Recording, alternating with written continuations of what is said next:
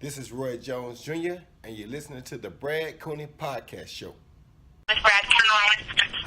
Hi, Brad. How are you? Hi, Lauren. Thanks for joining the show. Of course. Thanks for having me. We've been excited about talking to you, man, after seeing that performance. I guess let's just dive right in. Yeah, that was such a great performance. I guess let's start off talking about that a little bit, about your performance. You blew away all the judges. You gave J-Lo goosies. So that's always a big thing. So talk about that. My performance was nothing like I imagined it to be.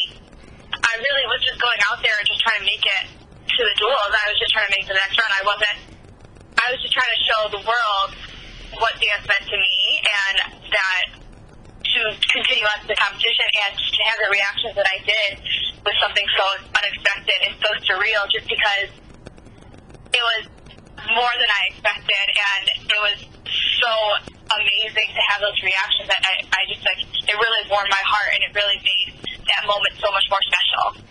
Did your performance meet your expectations, or did it exceed your expectations? Oh, it 100% met my expectations. As a dancer, you're very critical towards yourself, and you're very picky, and your performances are never good enough for you most of the time. At least that's how I am. I'm very, very particular on how I want it to be and how it to feel. But walking off that stage, I was in tears. I made myself cry because I was so extremely proud of what I put out on that stage and then the reaction that came with it. Yeah, it was a special performance, man. You captivated me. Especially that little Thank you so much. Especially that little ticking move. I mean, obviously the rest of the performance was a lot more difficult and it was amazing, but something about that little ticking move you did in the beginning is like that's what like really reeled me in, and it was over with after that. Oh my goodness. Yeah. Thank you. Yep. So when J-Lo said that she got, well, you know what? You didn't hear her say that she got goosies because you were performing when she said it. But looking back at it, I'm fairly sure you watched the video. What goes through your mind when you? 100%. Yeah, what goes through your mind when you know your performance put that effect on J-Lo? Well, at the moment when I was performing, I was in such a different world. I was completely by myself. I literally only think about the music and that stage, and it was getting just to dance in front of those judges. You're so, like, almost starstruck in a way that, like, you forget about everything else except what you were doing. And watching it back now and seeing that, like, I gave J-Lo goosies and, like, the reaction that they had during my routine, like, surprised me so much, just because I didn't know that. I didn't get to see those moments until just now, and I couldn't believe it when I saw it. It was absolutely unreal. Even both the guys, they were like, hey. You're like, did you hear that? That was great. That was great. So I want to talk a little bit about preparation. Like a lot of people who are just fans that just kind of like watch the show, some of the fans don't really understand how much time and dedication it takes to get to your level. So talk a little bit about your preparation. Like what kind of preparation did you put in for this big moment? Well, I mean, I've been dancing my entire life. Right. So about 17 years, like 16 years. And I always knew that dance was going to be a part of my life at a really young age. I think I knew for sure that I wanted to be a dancer when I was 12. And I knew that was a pathway for me. I knew college was not a pathway for me, and I wanted to continue dance as my career. So once I figured that out, and once my mindset had really changed about how I took class and how many conventions I went to on the weekend, and the training that I did at home, and my diet, and everything I'm doing in my free time to be the dancer I am today. So once I found out I was on the show, I took that up a whole other level.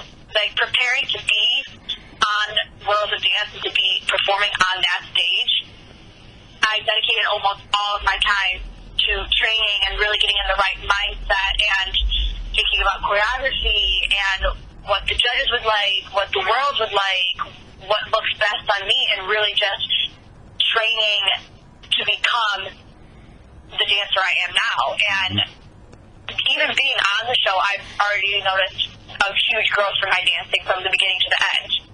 So it was it took a lot to get where I was today, but I put blood, sweat, and tears in it, and it was really worth it. Yeah, and it shows. Your hard work shows.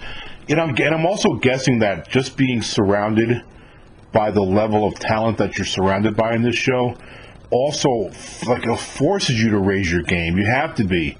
I mean, there's so much talent surrounding you. Yeah, getting to, for the way I am, when I dance next to someone who's good and they're really passionate, it fires me up to dance just as good as they are, and it's like a little friendly competition, like you're competing with the person you're dancing next to or competing with. You want to try to one-up them just because they're so good and you know they're going to bring it, so you want to bring it as well. Mm-hmm. So this routine, is this a routine that you've danced before, or did you pick this? Did you work on it, and is this just precisely for the qualifier? I made up this routine with my choreographer just for this qualifier. Nice. I've never performed it before. I've never competed it. We decided to do something completely new and something completely different, and just try to put it out there, and it ended up being great. All the more respect. I mean, I thought I had all the respect I could muster up already for you, but knowing this, that you had enough courage to go in there and at that moment and to go first time with a routine, that's pretty impressive. It really is. Thank you so much. Yeah, that's great. All right, so I'm curious about the song you sang to "I Just Died in Your Arms Tonight." That's like my era. I mean, that was a song that when I was in school, I love the song, and I also love that rendition. So what was the thinking behind picking that song for the routine? Well, my choreographer really likes to tell me that I'm an old soul for as young as I am. Yeah. Uh-huh. But we decided we wanted to do something really powerful and epic, like really something out of the box, something that people have never heard, but like something so powerful that like you can connect to the song so easily, because it's just like that person is just singing their heart out. And we had come across, as we were kind of starting like with like more recent time songs and trying to find something, and then we started going back further and further, and we just came across this, and it just like we both knew this was the song that I had to be dancing to. It really spoke to me in a different way, which is funny to say because like it was singing, but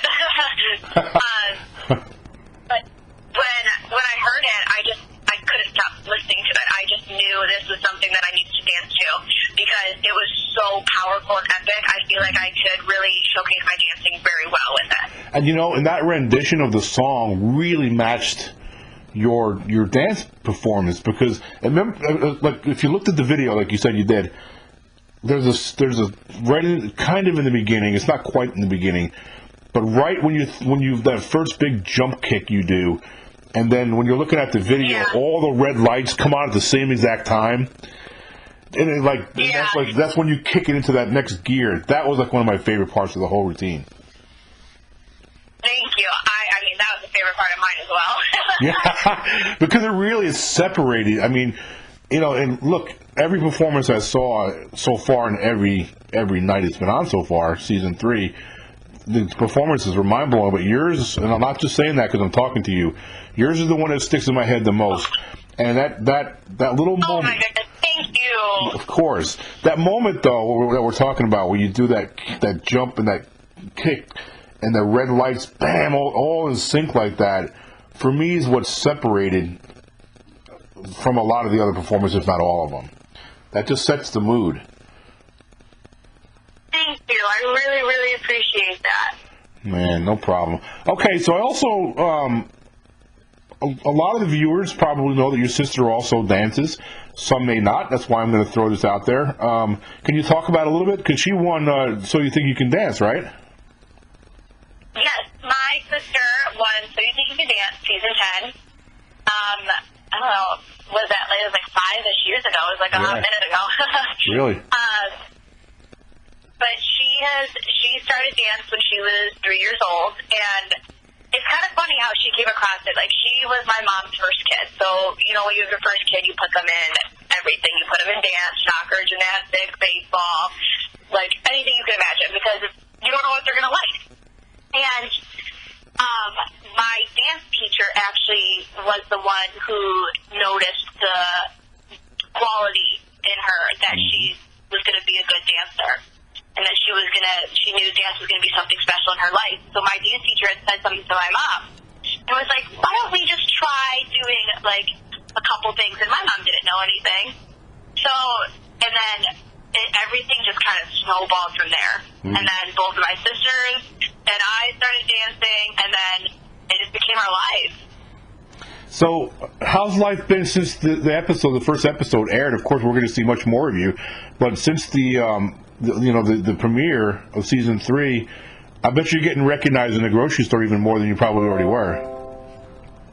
I actually am, which is so interesting to me. I mean, sometimes people recognize me and they're like, "Oh, you're a Yakima," but that's more in the dance world. Like, more in the dance world, people are recognizing me as a Yakima and related to Amy, which is funny. But now that people know me for myself and in the public, it's such a different view to things now. It's just like, I feel like I have to be prepared for all times. Yep. It's going to be, it's going to get even bigger, too. So just get ready.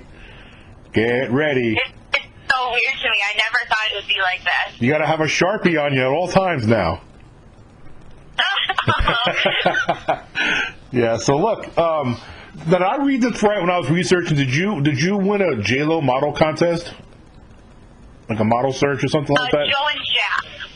Oh, okay, cool. Okay. It's a dancewear brand that's very well known in the dance world, and they had a modeling contest that I ended up winning a couple years ago, I believe. That's very cool. Very cool. All right, so what's the Thank you. what is your long-term plan, regardless of whatever happens? Of course, if you win this thing, that's going to really, change your life. What's the long-term plan? Have you thought about your dancing career? Is it something you want to do the rest of as long as you can? Any plans of maybe coaching one day?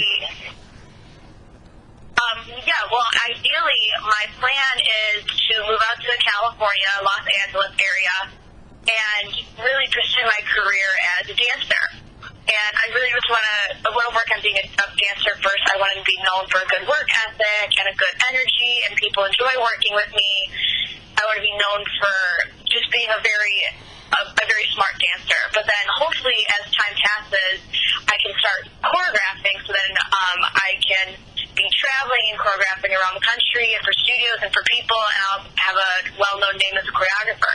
But I'm also currently doing a cosmetology apprenticeship right now, and nice. I want to get my cosmetology license before I move out to California, so I can be doing that on the side and making some money. And then I also, because I love fashion, I've always had a big interest in fashion, I'm currently in the works of designing my own dancewear line.